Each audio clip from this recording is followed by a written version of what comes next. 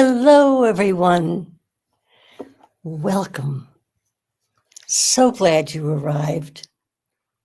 I sit and I wonder who's going to come. And here you are. So, welcome to the Advancement Center and welcome to the world of magic and miracles.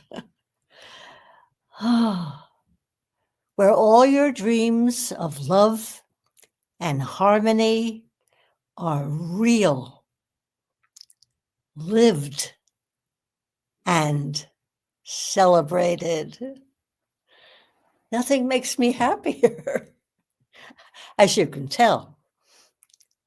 Every morning, I write in my journal, and especially to Simeon.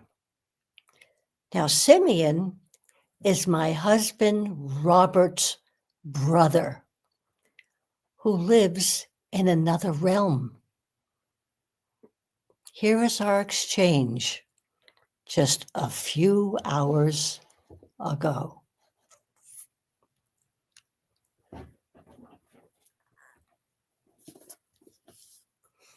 I've come to the end of another volume.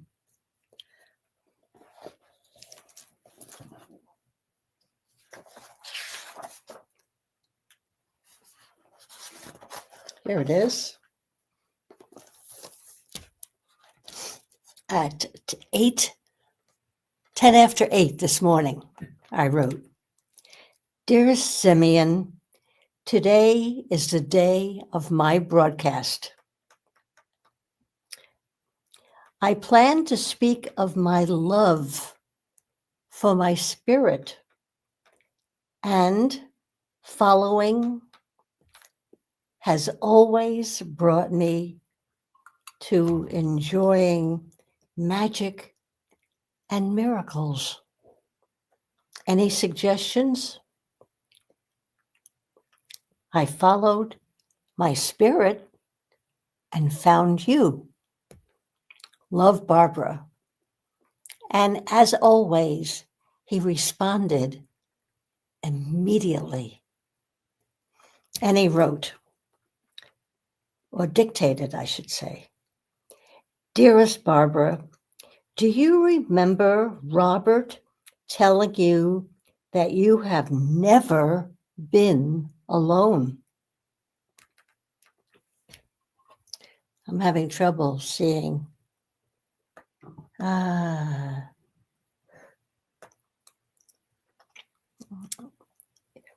Even as a 4-year-old digging in your backyard. Wow. We do. You are just walking heaven's path and delivering all along the way love. Your Simeon. Well, that's how I started my day. And by the way, did you know that you can write to Simeon? Write your deepest feeling and then sit back and listen. Let me know if something comes through for you. I just find it amazing. Now, you all remember the delightful story of Pinocchio. Yes, as I drink.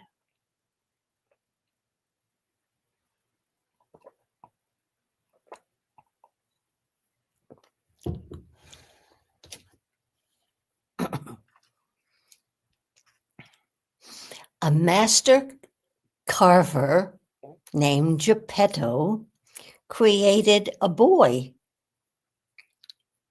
who came alive with his sidekick, Jiminy Cricket, who skipped along the way next to Pinocchio wherever he went. In fact, I had a little wooden doll with a long nose called Pinocchio when I was little. Well, my spirit is just like Jiminy, and it has led me all the way, in every which way, to an amazing life so far, up to the moment with you now. Have you ever done anything unplanned? I have most of my life.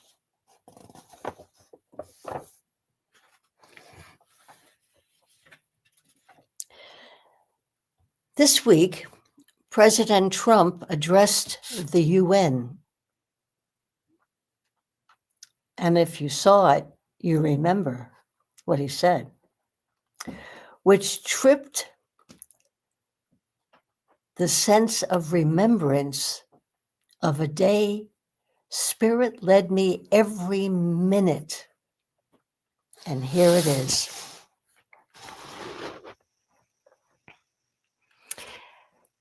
At this time, this was years ago. I couldn't even give you a date. I was connected to the Starscape Singers. I even toured Europe with them.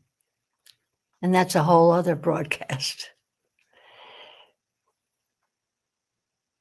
But this day, it was determined that Dan and I would visit all the consulates in New York City and tell them about an upcoming concert of the Starscape Singers, and we'd love to invite them. So that was a wonderful assignment. I drove in from Connecticut, and I picked Dan up at the subway because he doesn't have a car. And I remember the French consulate, and we went to, a number of others.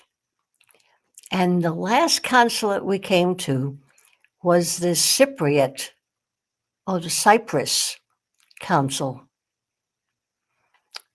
So, as per every other consul, Dan pulled the car over.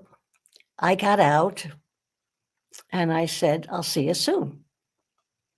So I went into the council and I told the receptionist why I was there. And she immediately called upstairs. Now, this has never happened before. So she said, go right up. The elevator's over there. So I got in the elevator and I went to the top floor. The door opened, and there stood a lovely man with an outstretched hand. And he said, welcome. This was wonderful. That was my first glimpse of Ambassador Merchutos, the ambassador of Cyprus. He immediately invited me into his office and to sit down on his luxurious couch. And he said, tell me about these singers. Sounds interesting. I couldn't believe it. Everyone else, I never went past the receptionist. So here I was in the ambassador's office. And then he said, it's almost lunchtime. Why don't you come with me to the UN and we'll have lunch? I went, lunch at the UN with the ambassador? I said, I have someone waiting for me downstairs in my car. And he said, well, tell him to go someplace and come back later and get you. And I did. I still can't believe I did that. So I went down, went to the car. Dan was ready for me to jump in. And I said, no, I'm not going with you. But you don't have a car. Why don't you take the car and do all your errands that you've always wished you had a car to do for, whatever. I was so excited. So I went back, and Ambassador Mashutos and I drove in his limousine to the UN. That's an indelible imprint in my fondest memories. We got out of the car, walked into the UN. Everyone said, "Good day, Ambassador Mashutos. Good day. Welcome." That was wonderful. I had to pinch myself. And then we went upstairs. I think we took the elevator. Sure, we took the elevator. And we went and we walked through the delegates' lounge. And then we went into the delegates' dining room, where we joined a group of ambassadors in the corner and had the most memorable lunch of my life. Of course, they weren't speaking English, they were speaking French. And I just wish I had studied a little bit harder when I took French in high school. But I caught a word here and there and smiled a lot. And I just had such a good time. And it was lively. And they spoke about what was going on. And they wanted to know who I was and why I was there. And I just felt like an honored guest. And that was only the beginning. We talked and enjoyed, and I was just pinching myself saying, isn't it amazing how I got here? This is terrific. And finally, lunch was over. The delegates left, and they went about what they were doing. And the ambassador and I spoke at length. And now I'm getting a little fuzzy because he told me to tell my driver to get lost because he wanted to show me around the UN. So we walked through all the halls. We stopped in where there was a debate going on. This went on for quite a while. And he said, you'll call him when you want him to pick you up. I said, okay. So I was the guest of Ambassador Mashutos. And that was not the only time. Our friendship deepened, and he would call me and he said, I think it's time we have lunch at the UN again. So I said, of course. So I had a rather magical time at the UN, and I acknowledge my spirit. That's how I got there. That's how I get everywhere. And our friendship went on for years. He lived on the south, I forgot what they call it. He lived in Long Island on the South Shore, and I lived in Roslyn on the North Shore. And we had a lovely, wonderful friendship. And that I attribute to my spirit. who led me there and has led me ever since. It's been wonderful.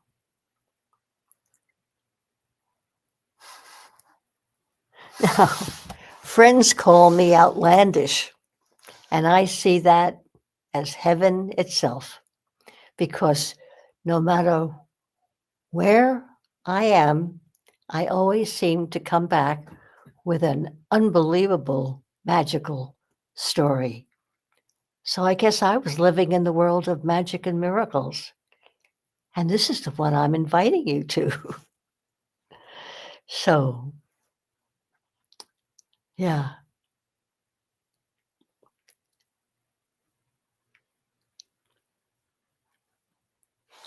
Now, Simeon, who I just corresponded with back in 2021, told us the opening of the new world is at your fingertips. He said that, pure and simple.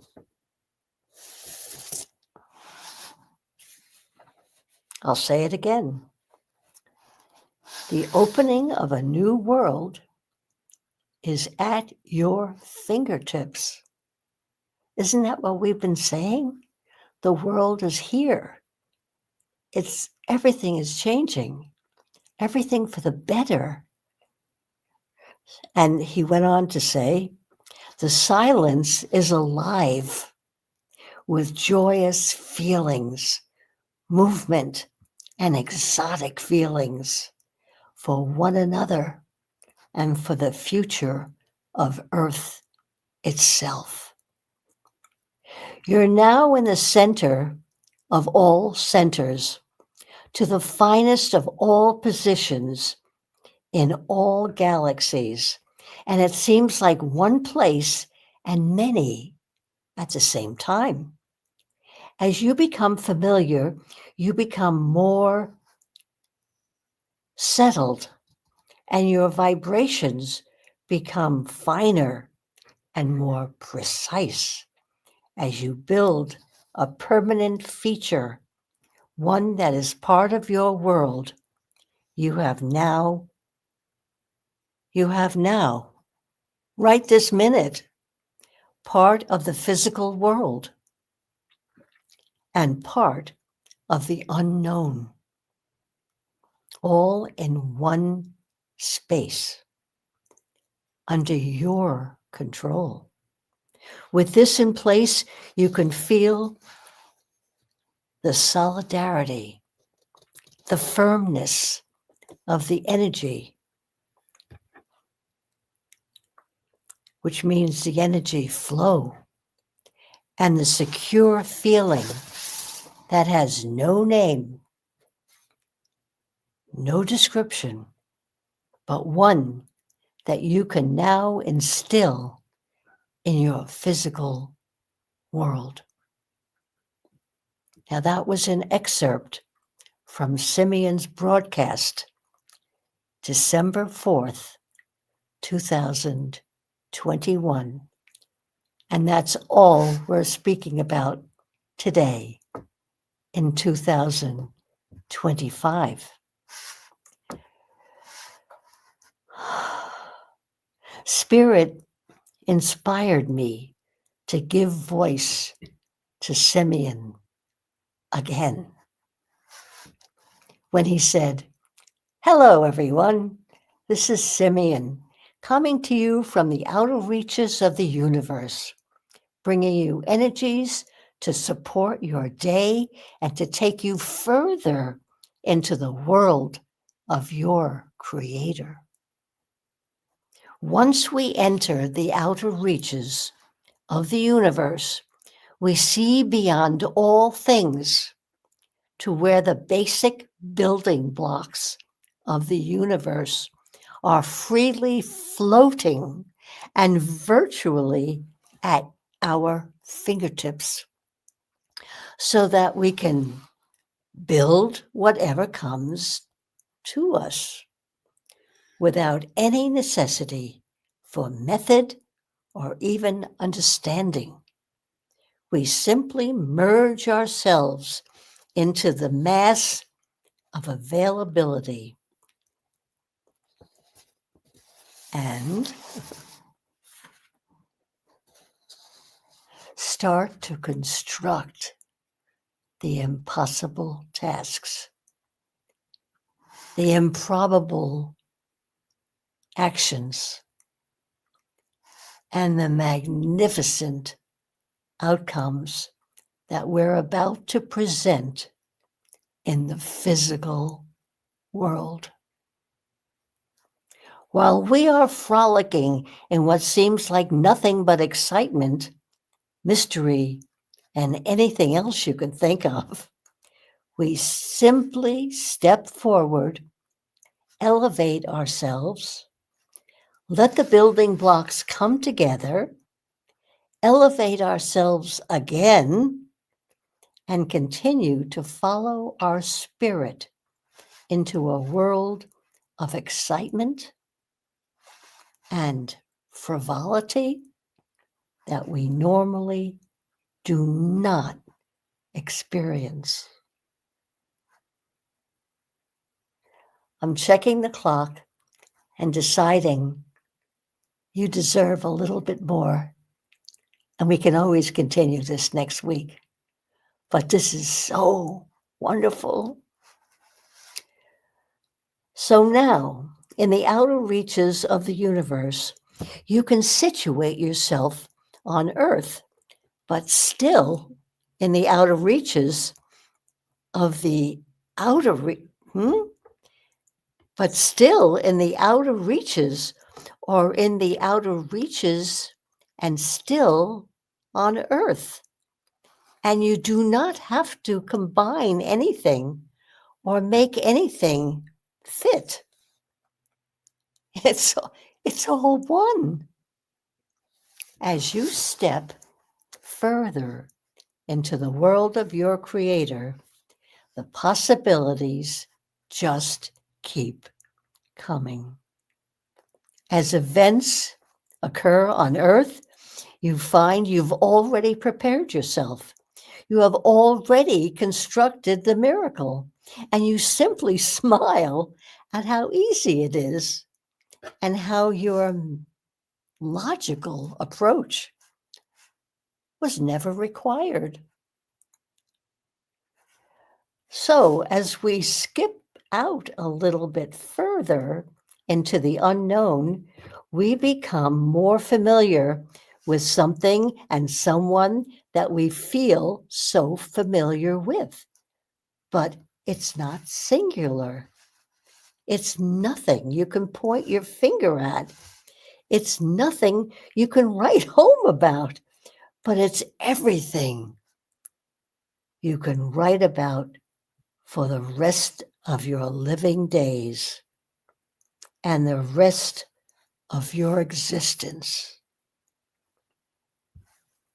The words that are delivered through your speech simply flow out of nowhere and amaze even yourself. The words of your Creator are in your being.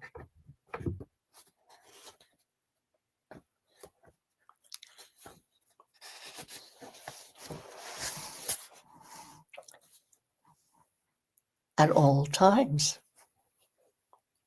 ready to pop out and inform you of what somehow you already knew, that you are capable, that you are welcome in the world of your Creator and beyond, and that you are an absolute expert at everything that in the physical world is called the unknown.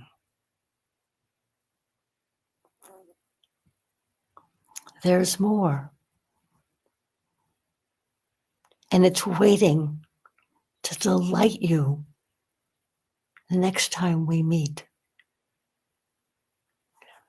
I cannot tell you the joy of discovering Simeon's words and feel them so applicable to this moment. And what makes them even more precious is my sharing them with you. So we will pick it up next week at this point. And it starts. So when you're called on to produce a miracle, you simply feel it and it's there. Say it and it's there. Bring it into reality in the physical world with a smile, a wave of your hand, a few words, and the reality suddenly exists. Dear Simeon, I adore you. And now we've come to that point where I get to show you the miracle of this week under the guidance of Mandar, my art instructor.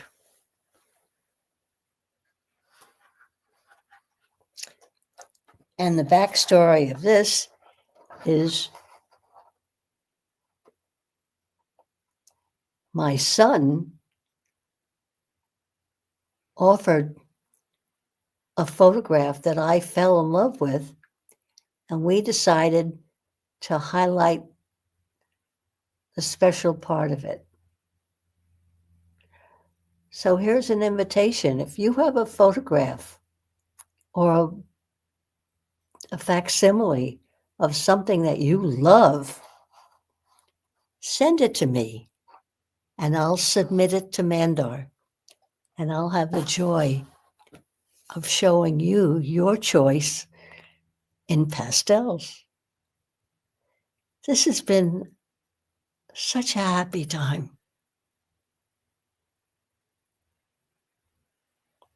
We are in the world of magic and miracles, that we can share these joys with each other. I hope you enjoyed this. I certainly did. Get in touch with your spirit. It has magic to lead you into more magic, into more happiness, and a miracle here and there. So, at this moment, with all my love, I wish you a perfect life with perfect health and a truly magical future filled with all your wishes coming true. Thanks for joining me. I am Barbara.